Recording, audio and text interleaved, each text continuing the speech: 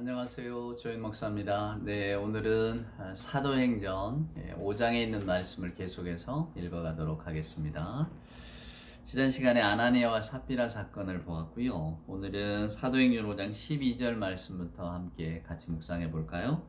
사도들의 손을 통하여 민간의 표적과 기사가 많이 일어나매 믿는 사람이 다 마음을 같이하여 솔로몬 행각에 모이고 그 나머지는 감히 그들과 상종하는 사람이 없으나 백성이 칭송하더라. 믿고 죽게로 나오는 자가 더 많으니 남녀의 큰 무리더라. 심지어 병든 사람을 메고 거리에 나가 침대와 요 위에 누이고 베드로가 지나갈 때 혹 그의 그림자라도 누구에게 덮일까 바라고 예루살렘 부근에 수많은 사람들도 모여 병든 사람과 더러운 귀신에게 괴로움 받는 사람을 데리고 와서 다 나음을 얻으니라. 아멘. 예.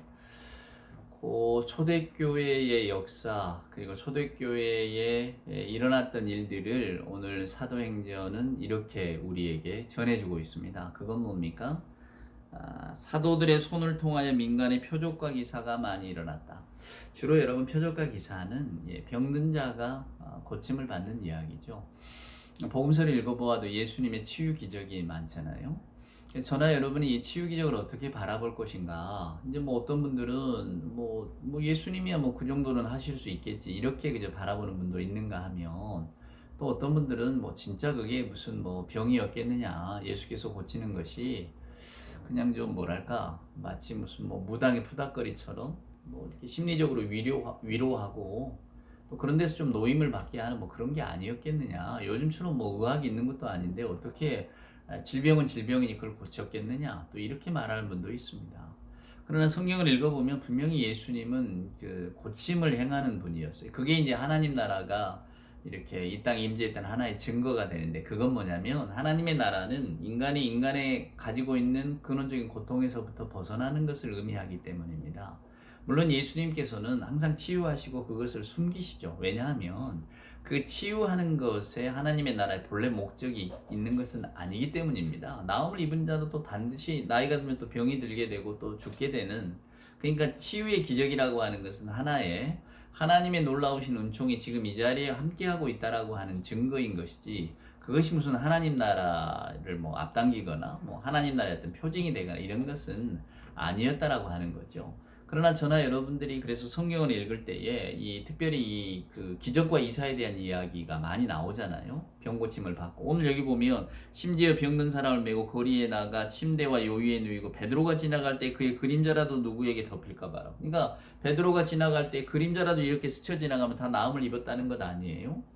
저와 여러분이 지금의 시선으로 가지고 이 말씀을 보면 그런 일이 진짜 가능할까? 이렇게 의구심을 가질 수도 있겠지만 성경의 언명이라고 하는 것은 저나 여러분들이 이것을 뭐 과학적으로 진짜 무슨 병을 고쳤고 몇 명을 고쳤고 진짜 뭐 나음을 입었고 일종의 플라시보 아니야 나은 줄 알고 뭐 그런 효과를 잠깐 얻었지만 나중에 또 다시 아프고 이렇게 따질 것이 아니라고 하는 겁니다. 자, 여러분과 제가 주목해서 보셔야 될 대목은 믿는 사람이라는 거예요. 오직 이런 기적은 믿는 사람에게 일어났다? 맞습니다. 그러니까 믿음이라고 하는 것은 즉 하나님의 어떤 말씀도 마찬가지고 하나님의 놀라우신 일이라고 하는 것은 그것이 믿는 사람에게 의미가 있는 것이지 믿지 않는 사람에게는 아무런 의미가 없는 겁니다. 오늘 성경도 말하잖아요. 한번 보시면 13절에 보면 그 나머지는 감히 그들과 상종하는 사람이 없으나 백성이 칭송하더라. 그러니까 아예 그냥 우리는 몰라. 예수 누구 몰라. 뭐 부활했다 몰라. 난 그거 상관없어. 나 그거 궁금하지도 않아. 멀어진 사람 멀어졌다는 거예요. 하지만은 믿는 사람은 정말로 베드로의 그림자라도 지나가도 우리는 나음을 입을 수 있다. 이런 아주 철저한 믿음을 가졌다고 하는 것입니다. 그 가운데서 초대교회가 태동을 했죠. 그러니까 결국은 이 병 가지고 있는 사람들이 병남을 입었다는 것은 일종의 하나님의 은총의 표시이고 그것이 어떤 그리스도의 사역 가운데 가장 큰 사역 어떤 그 역할을 차지했던 일이기도 하고요. 그랬기 때문에 예수 그리스도의 이름을 전하는 이들에게도 이런 놀라운 능력이 일어나는 것입니다. 그래서 많은 이들이 그 고통에서부터 해방되고 하나님을 찬미하고 오히려 믿음을 갖게 되고 하는 역사들을 성경이 보여주는 거죠. 그러니까 저와 여러분이 오늘 이렇게 집중해서 보셔야 될 것은 믿고 죽게로 나오는 자가 많았다. 오늘 저와 여러분이 하나님의 말씀, 하나님의 약속도 이것을 믿어야지요. 예, 믿으려면 어떻게 해야 됩니까? 하나님의 말씀에 대한 신뢰와 확신이 있어야 됩니다. 그래야 믿지요. 그래서 하나님 경험이 중요하다고 하는 것을 뭐 교회에서는 많이 강조하죠. 하나님이 살아계신다. 살아계신 하나님을 만나야 내가 이 하나님의 약속에 대한 신뢰가 있을 것 아닙니까? 저와 여러분이 먼저 간절히 구할 것은 하나님을 내가 어떻게 경험할 수 있느냐 하는 거예요. 그건 뭐 다 다르니까요. 사람에게 각각 주시는 하나님의 은혜가 다르니까. 하지만 하나님의 살아계심, 정말로 하나님의 존재하심을 믿는 자들에게는 이제 이 성경이 달리 보이기 시작하는 거죠. 아, 그랬구나. 초대교회에 이런 놀라운 일들이 일어났구나. 그렇게 해서 초대교회가 마치 불일 듯 이렇게 성장할 수 있었구나. 그런데 그때에도 지금과 같이 냉소적인 사람들이 있었구나. 아예 믿지 않고 상종하는 사람들이 있는가 하면 또 여러분 보세요. 17절에 보면 대제사장과 그와 함께 있는 사람 즉 사두개인의 당파가 다 마음에 시기가 가득하여 일어나서 사도들을 잡아다가 옥에 가두었더니 아까 여기 13절에 보면 백성들을 칭송했다 그랬잖아요. 그러니까 칭송하는 사람도 있어요. 야, 정말로 놀라운 일들을 행하고 있구나. 그리스도의 이름으로 예수라고 하는 사람의 제자들이 정말로 우리들에게 사랑을 나누어 주고 있구나. 하나님의 놀라우신 은총을 보여주고 있구나. 이렇게 해서 칭송하고 따라다니는 사람이 있는가 하면 오늘 대제사장과 사두개인 당파는 시기의 때잖아요. 마음의 시기가 자기들이 못한 일,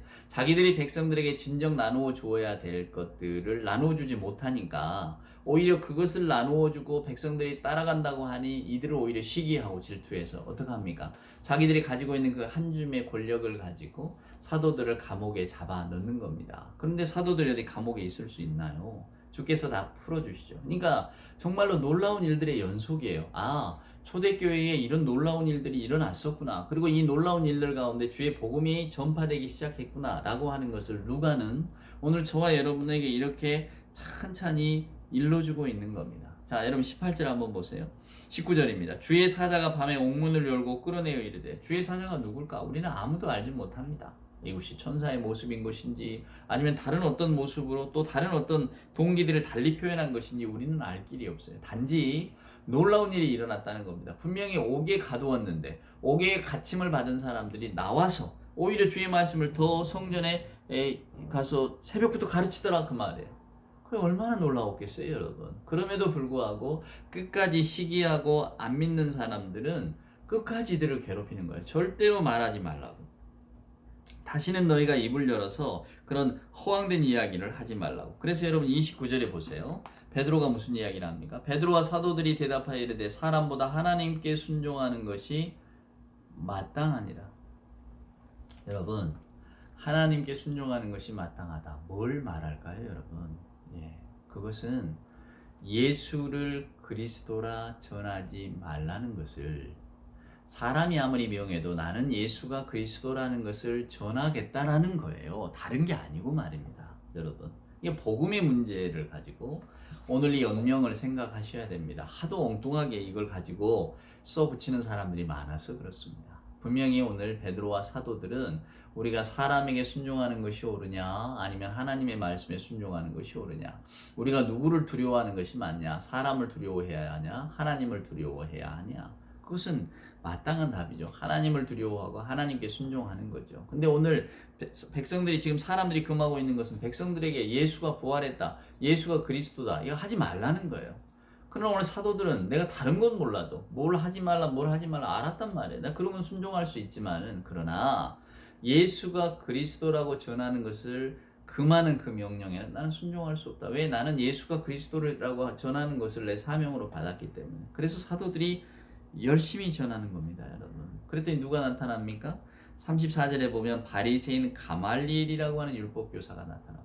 백성들에게 칭송받는 자가 나타나서 내버려 둡시다. 하나님께로부터 온 것이 아니면 저절로 사라질 것이니까 내버려 둡시다. 놀라운 일이잖아요. 그렇게 해서 또 교회가 성장하게 되고 잘하게 되는 어떤 그런 계기가 되는 겁니다. 누가 이 가말리엘이 교회 편을 들려고 했겠습니까? 가말리엘이 예수가 그리스도라는 것을 믿어서 그랬겠습니까? 그러진 않았을 겁니다. 그러나 하나님께서는 이 가말리엘이라고 하는 사람을 도구 삼아서 저나 여러분에게 오늘 교회의 역사가 이렇게 정말로 예기치 않고 상상할 수 없었던 일들을 통해서 하나님께서 교회를 지켜가신다고 하는 것을 우리에게 보여주고 있는 거죠, 여러분. 이게 여러분 놀라운 핵심 키포인트입니다. 출애굽 당시에 여러분 모세가 태어나잖아요. 백성들은 금방 죽겠다고 해도 하나님은 그제서야 모세를 태어나게 하시는데, 우리 생각 같아서는 죽겠다고 할 때 바로 구원의 손길을 베푸셔야 되는데, 죽겠다고 하는 사람들 어쩌라고 그제서야 모세를 태어나게 하신단 말입니까? 근데 이게 하나님의 일입니다. 그리고는 그냥 히브리 산파들 통해서 그냥 아들은 다 죽게 하는 것을, 모세는 또 이렇게 그냥 갈대 상자에 넣어서 띄우게 하고 이집트의 공주가 발견하게 되고 결국 그의 목숨을 살리고 또 왕궁에서 키우게 되는 일들이 일어나잖아요. 근데 성경을 읽어보면 이것은 전부 다 하나님께서 하셨지, 이 모세라고 하는 사람의 이 인생이 드라마틱해서 그런 것은 아니다라고 하는 것을 분명하게 저나 여러분에게 들려주고 있거든요. 우리가 만약에 이것을 드라마로 생각한다면, 자 보세요. 베드로와 여러 사도들이 주의 말씀을 전합니다. 옥에 가두었더니 옥문도 막 열려버려요. 막 베드로의 그림자만 덮여도 그냥 막 사람들이 다 나음을 입어요. 예? 놀랍죠. 그러면 우리가 볼 때, 야, 이 베드로라고 하는 사람 도대체 누구이길래 이렇게 생각하기 쉽지만, 성경은 절대로 베드로가 누구이길래에 대해서는 말하지 않아요. 오늘 이 가말리엘이라고 하는 사람도 뜬금없이 등장하는데, 그럼에도 불구하고 이것들은 전부 무엇을 위해서 다 존재하느냐면, 그리스도의 복음의 전파를 위해서 존재하는 다 일종의 도구들일 뿐이다, 그 말입니다. 이 중요한 것은 하나님이 하신 일이 그리스도의 복음을 위해서 이런 일들을 만들어 가셨다고. 오늘 누가가 저나 여러분에게 감히 상상할 수 없는 일, 누가 각본을 짜서는 이룰 수 없는 일들이 이렇게 만들어져 갔다고 우리에게 들려주고 있는 거죠. 그 결과가 어떻게 됐는 줄 아세요? 한번 보세요. 42절입니다. 그들이 날마다 성전에 있든지 집에 있든지 예수는 그리스도라고 가르치기와 전도하기를 그치지 아니하니라. 그들은 끝까지 지켰다는 거예요. 끝까지 그리스도의 이름을 전파하고, 또한 그 이름을 위해서 자기들의 모든 그 생명까지도 내어줄 정도로 이제는 두려움 없이 교회를 위해서, 그리스도의 복음을 위해서 매진했다고 하는 것을 성경은 들려줍니다. 어떻게 이들이 이렇게 변했을까요? 베드로 예수님을 3번이나 부인했던 사람인데, 맞습니다. 부활하신 주님을 만나고 성령의 능력을 힘입을 때에 오늘 그들이 구습을 쫓는 옛사람을 다 벗어버리고 새 사람이 된 겁니다. 그래서 그들은 확신 가운데 하나님이 주신, 자기들에게 맡겨주신 사명을 감당할 수 있었던 거예요. 오늘날 저나 여러분이 사도행전 5장을 이렇게 읽을 때에 과연 우리는 얼마나 이렇게 하나님이 우리에게 주시는 이 사명의 뜨거운 가운데 젖어 있는가?